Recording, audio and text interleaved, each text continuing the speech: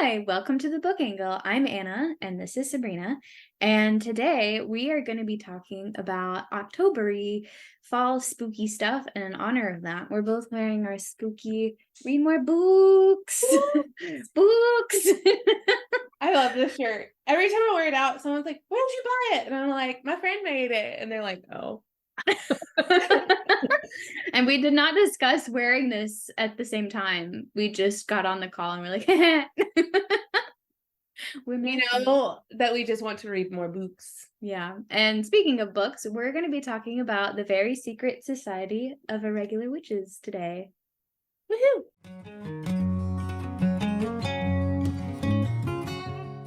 Yeah, I'm excited. We're going to do our review. And so, just in case you're not as familiar with this book, it was really popular. It actually came out last year, I think, so we're a little late to the party, but I feel like it's a cozy Halloween-y, October-y book that will probably be around for years to come.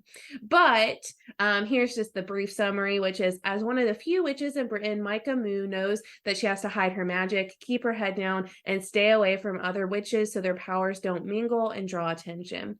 And as an orphan who lost her parents at a young age and was raised by strangers, she's used to being alone, and she follows the rules, with one exception: an online account where she posts videos pretending to be a witch. She thinks no one will take it seriously, but someone does.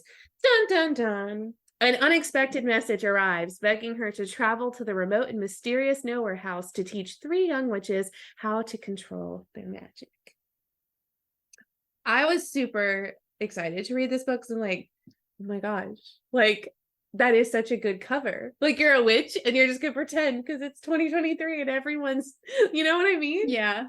Yeah, and it's like I totally related to that because I've never pretended to be, well, actually I kind of have pretended to be a witch on social media before, but it's just like a small bit.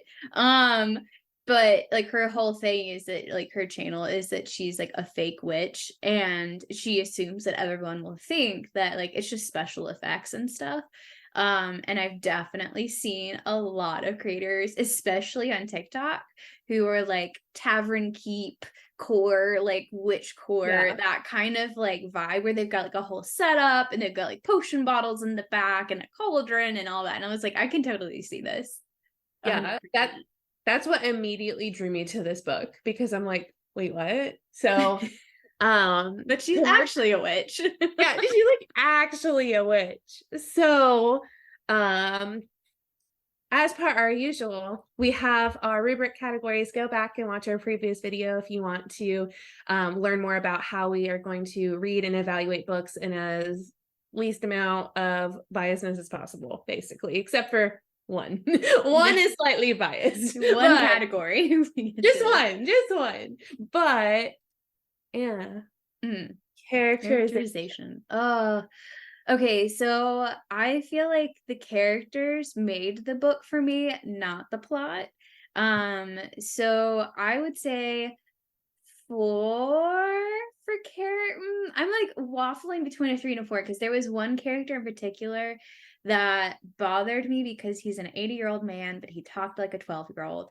And I could not get over the fact that the kids in the book who range from age like 7 to 10 or 11, 12, there's 3 children and they all talked like very mature adults, which kind of made sense because they're raised by adults. Their only interaction is with 3 other adults. So it makes sense because they don't interact with other kids, that their vocabulary would be a little bit more advanced and like they would kind of talk like kids. Did not make sense to me that this 80-year-old man talked like a child. So you were so anti-Ian. I'm not anti-Ian. I just felt like his dialogue was not believable for someone who has been on this world for 80 years. I don't know. So I will say, okay, I'm going to lean on a 4 because his personality is clear. It was just not believable for me. Yeah. So 4 for characterization. Yeah, I would probably say I was similarly to you, the characters made the book for me. I did particularly enjoy Micah, who is the main character, and Jamie, who is like the the librarian hunk. But I That's just fair. yeah, I just thought that both of them had unique and interesting backstories, and I thought that there was an air of just like funniness around them. Like, their personalities were just kind of like fun. And Mhm. so I think because of that, I thought that they were really interesting, and I could see why they both had their own flaws. And even Ian, our boy Ian, I could see why he was acting this way. But they did make some decisions that I felt like didn't match their motivation. So I wonder if that's a different category. Like, I think my issues fall under the believability category. That would be yeah, my so okay, 4 for characterization for me. yeah. I was teeter-tottering between more of a 4 and a 5, so Mm. we'll see how I feel in other categories. That was where I was landing. Plot.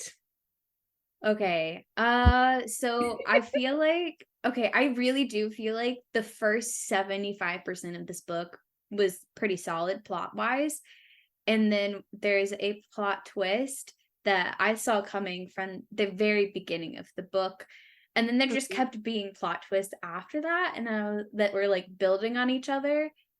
And it felt like it just kind of fizzled at the end for me. mhm. So it was engaging and well structured and maintained a clear direction until like the last like 25 pages. Yeah, I was about to say, like, literally the last yeah, it literally was. It was like the last 30 pages. Yeah. I would have to agree because I thought it was moving really steadily, really well. I thought I knew how it was gonna wrap up in a pretty little bow, and then all of a sudden, something just came out of left field, and I was like, "Really?" It felt like when you're watching a Hallmark movie and you know that the 2 people that are in love there has to be some issue that like makes the relationship like, "Oh, will they not?" kind of thing. And then it just Yeah. felt like there was like 5 of those scenarios happening all at once. And I was like, we just needed one. We just needed one. Yeah, and again, I don't really know how this would work, but it basically did give Hallmark vibes until all of a sudden there's like one particular second where it's like, wait, we're not on Hallmark anymore. Oh, no. And because of that pacing and that structure, it was like a little jarring to me. So it was slightly abrupt. I was almost leaning more towards, I was teetering between a 3 and a 4 just because of how much the ending changed the book for me. Yeah, it's like we went from Hallmark to Lifetime.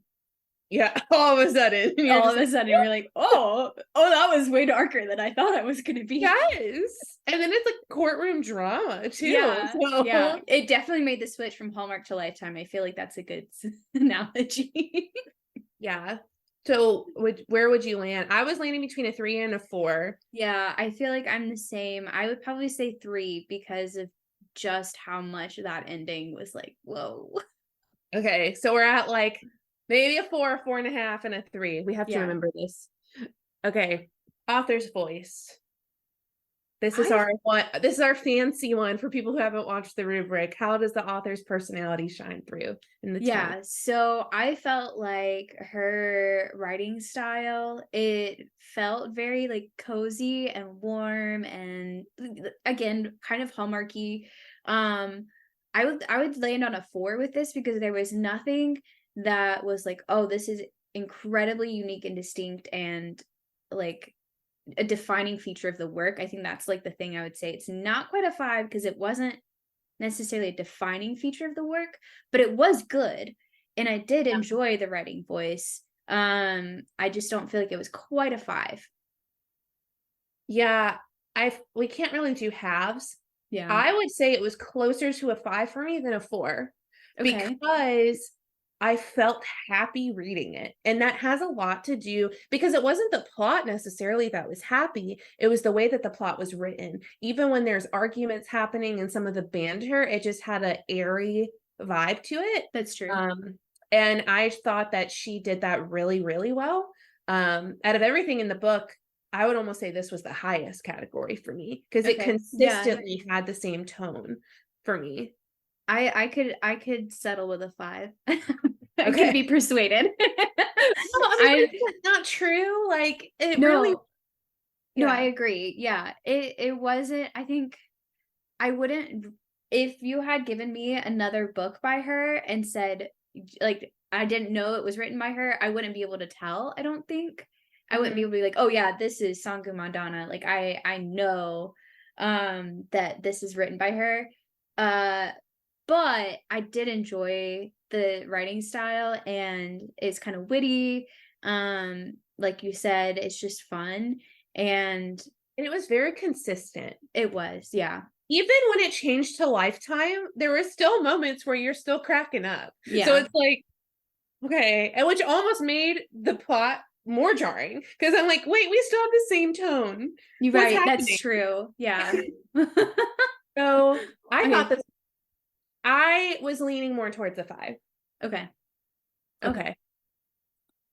Mm. Yeah, this is where we're struggling. I think this is where all our issues come down to, and it is a fantasy, so there is always this level of, like, we just had this discussion about a different book that we'll be reviewing in the future.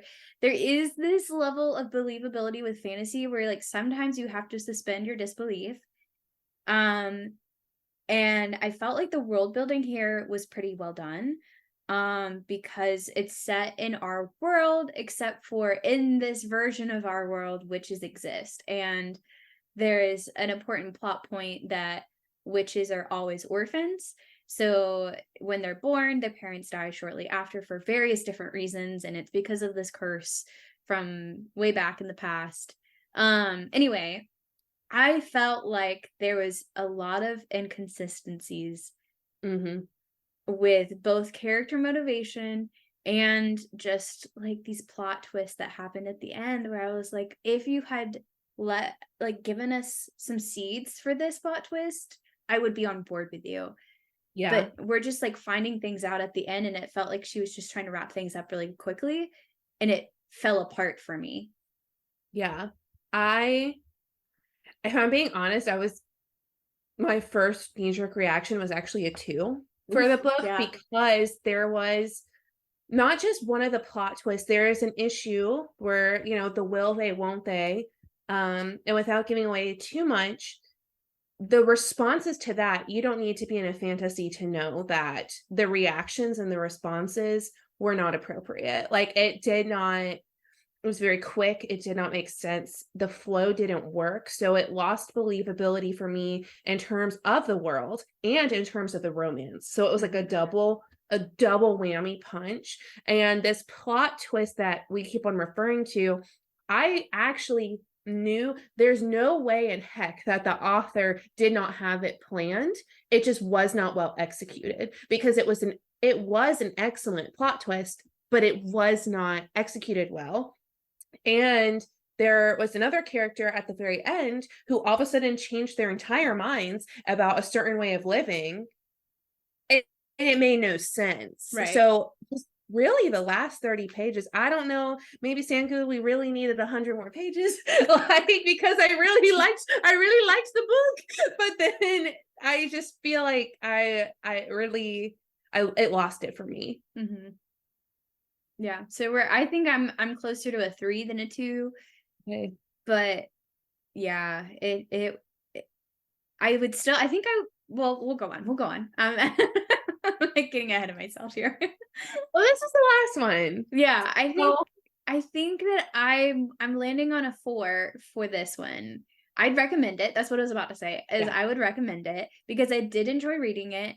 I was consistently engaged. I read it in a day. And it was satisfying and enjoyable read. Like, all of those things for a 4 are still true, even though I felt like the ending could have been stronger. I still Yeah. enjoyed it.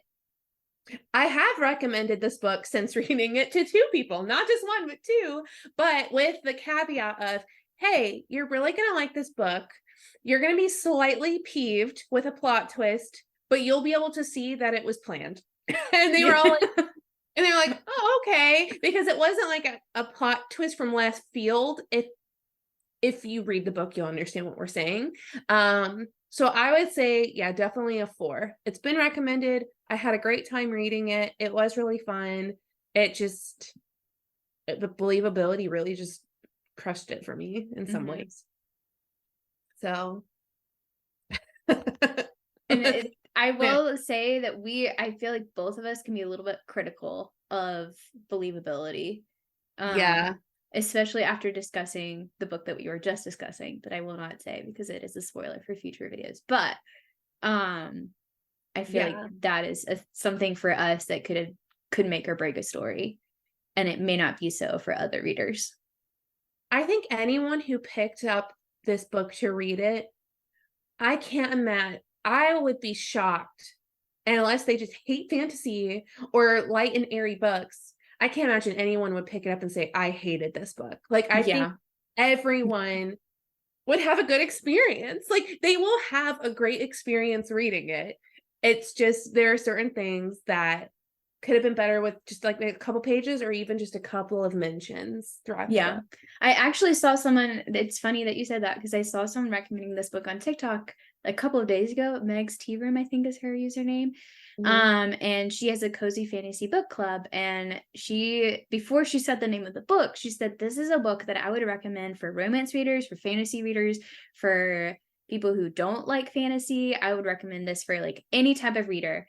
And then she said the book, and I was like, yeah, that's fair. It's definitely fantasy, it's definitely cozy fantasy, but I feel like it does have something for every type of reader, unless you just don't like fiction. If you hate fiction, then I don't know how to please you, because I don't know why you're watching us, because it's not our thing. But it's a fun, approachable, general audience read. Yeah. Whenever we put this in Goodreads, we'll probably put a 4. Yeah. So I think that's what I put. I think I put a 4. Perfect. We did it. Yeah. We matched. So, have you read this book yet? If you have, tell us about it. Leave a comment below. And Anna, your part. Oh, like and subscribe. I remembered. Like and subscribe for more. Bye. Bye.